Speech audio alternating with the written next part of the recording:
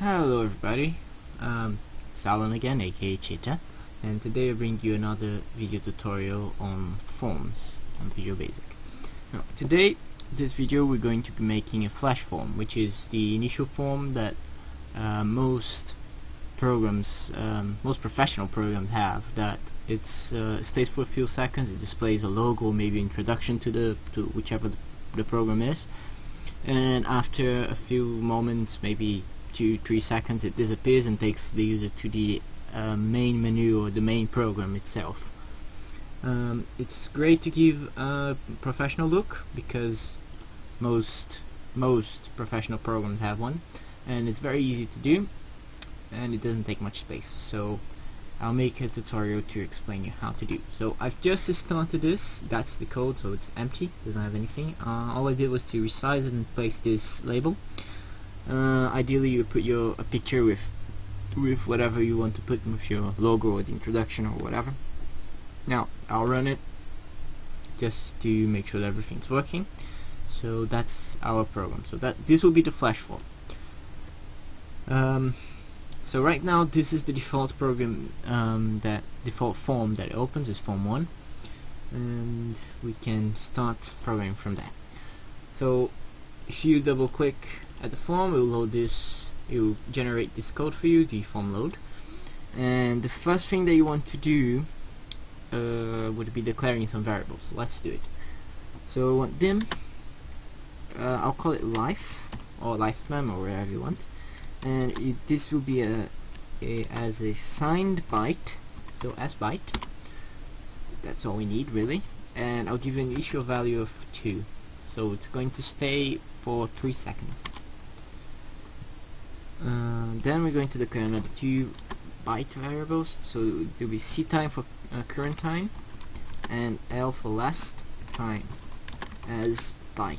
You don't need them to be signed. Then C time will be time of day dot seconds, because that's we're going to keep track in seconds. And we're going to do the last time will be our time will be equal to our current time.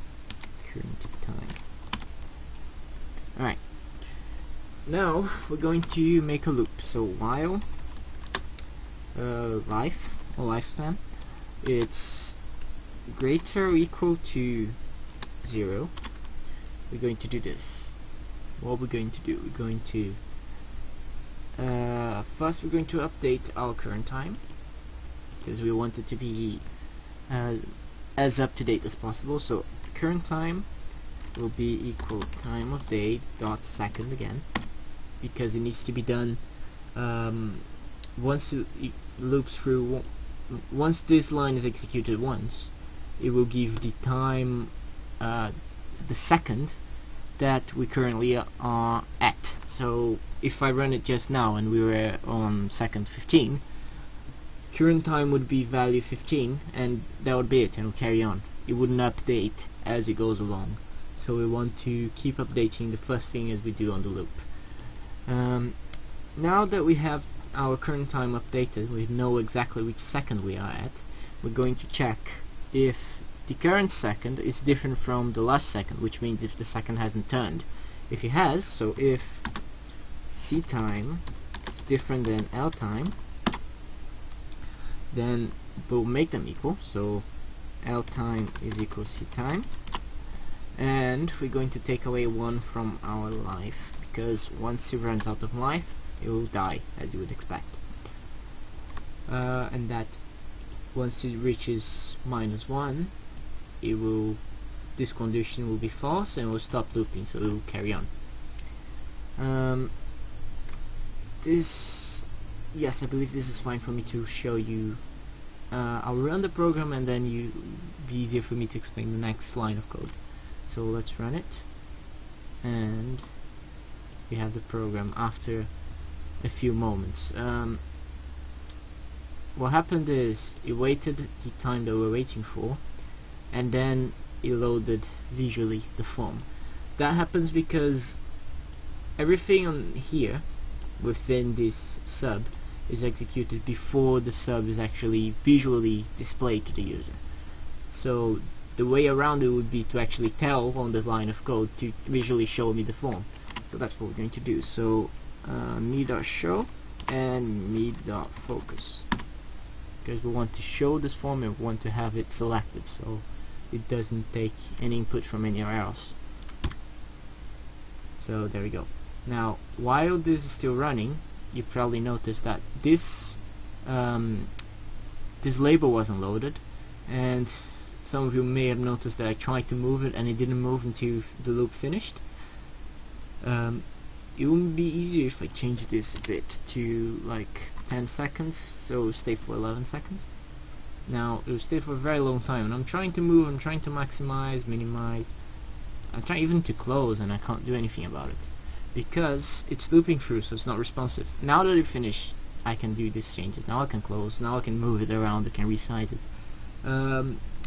So let's go back to 2, because we only want 3 seconds. It's actually, we can even make 4 just to show the form a little more. Now the way around this, as I said, this is happening because it's the program is stuck on this loop, so it's executing this constantly. It doesn't allow for anything else. It's just busy at work, it's concentrated, so it won't accept anything, it won't accept any input. The program will be stuck in time until this loop is finished. We don't want that. It's a very easy way to fix it. Simply add application.doEvent.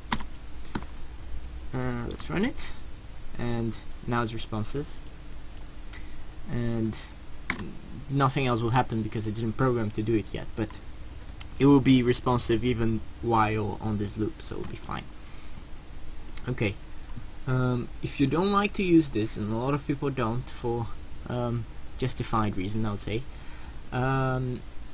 the way around it would be using threads, which I don't like doing because well, the reason that some people don't like doing application.doEvent is because it can seriously bug the compiler. Sorry, not the compiler, because you're executing 2 instructions at once, you're potentially executing 2 instructions at once, it could mess up with some older models of processor and some other things. Now there are other reasons as well. I'm not just not going to go in details of them. That's pretty much it. It could bug some older processors, could even bug some newer processors by executing 2 lines of code at once. Threading does just that. I really don't see why would they be any better than that, but if you want to try it, be my guest. You'd have to use system.threading.thread, and then you create your own thread, and there are plenty of resources out there. I might do one of these eventually if enough people ask me to. Okay, what we want to do next is we want to close this form, so I'll make me.hide first, and I'll create another form which you would have if you already have an application. Let's make a Windows form, and this would be your main form, so I'll call it main form.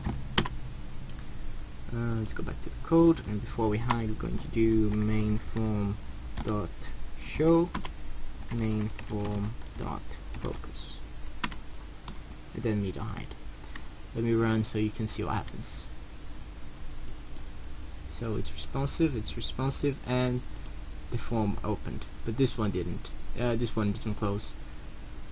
And if you close that form, this is the main form, so you'd have to make the program understand that when I close this form, the main form, you should end the program. There is a better way around it, which would be here.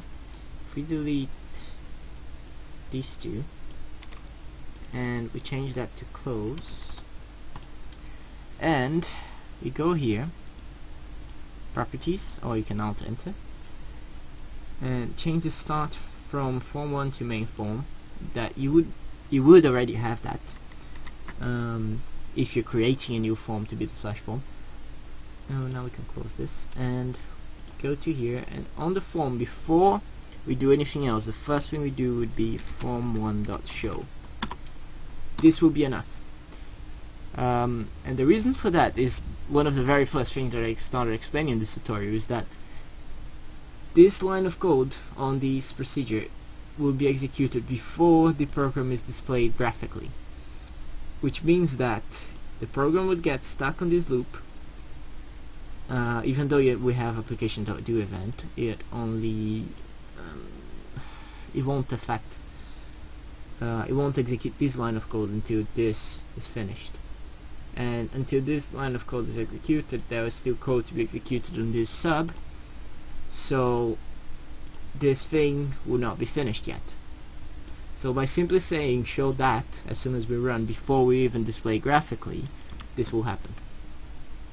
The logo goes here, that's our flash form, and after some time that closes and we go our main form. That it's the form where you'd have your own stuff, and if we close it, it understands that the main program was closed and it stops trying to execute it, so it clears the space on the processing and memory and all those other things.